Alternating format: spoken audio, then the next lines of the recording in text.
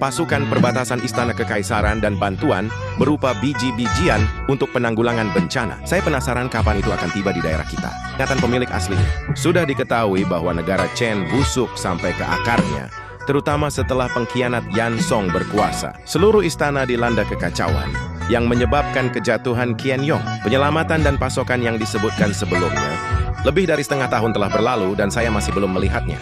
Yang jelas sekali hal itu mustahil untuk didapatkan kembali. Aku mendengus dingin. Hal itu secara langsung mengungkap uang tersebut. Yong dan teman-temannya telah berfantasi selama lebih dari setengah tahun. Para pelayan di Istana Kekaisaran. Bahkan pejabat korup Wei Suchan pun tidak mengirim pasukan dari Boliang. Anda masih berkhayal membicarakan hal-hal yang tidak masuk akal seperti itu. Suara saya tidak keras. Namun warga setempat semuanya mendengarnya dengan jelas.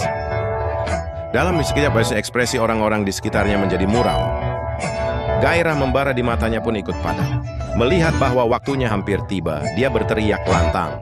Melihat keadaan menyedihkan kalian semua hari ini, aku Po Zhouyi benar-benar tidak tahan. Tetapi untungnya, aku memiliki cukup banyak kekayaan di Zhouyi.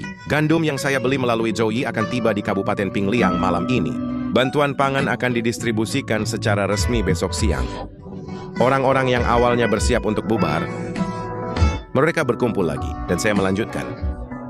Kita tidak bisa membiarkan babi pemakan biji-bijian tidak bekerja, kita bergantung padanya.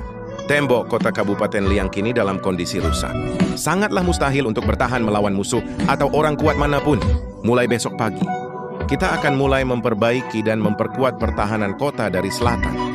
Terlepas dari jenis kelamin, usia, atau disabilitas, selama mereka terlibat dalam memperbaiki dan memperkuat, saya memberikan kontribusi saya untuk pertahanan kota. Kita bisa minum bubur kapan saja, yang bermanfaat untuk memperbaiki dan memperkuat tembok kota. Masyarakat biasa yang hadir tidak menentangnya, bahkan mereka mendukungnya sepenuh hati. Ya, semua orang dia hanya bertanya-tanya apakah saya bisa mengantarkan makanan tepat waktu. Dengan sikap skeptis, saya kemudian menyebutkan perbedaan dalam hal lain. Pergilah dan lakukan survei di wilayah tersebut. Ada berapa banyak orang yang dikategorikan berdasarkan jenis kelamin, usia, dan gender? Berikan penjelasan rinci tentang semuanya. Selain itu, terutama mereka yang paham huruf dan memiliki beberapa keterampilan. Tolong pisahkan semuanya dengan jelas untuk saya. Setelah mengatakan itu, aku membawa Qianyong bersamaku. Kelompok itu memasuki Yamen dan pergi ke wilayah tersebut. Setelah itu, saya bertanya kepada Qianyong, pemilik toko. Di manakah lumbung padi kabupaten ini? Qianyong terkejut.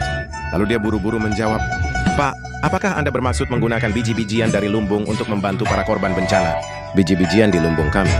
Setengah tahun yang lalu, para pengkhianat Xiongnu, aku menggelengkan kepala dan berkata, semuanya sudah terjual habis. Apakah kamu tidak mendengar apa yang kukatakan tadi? Bukankah sudah saya katakan bahwa saya telah mendapatkan biji-biji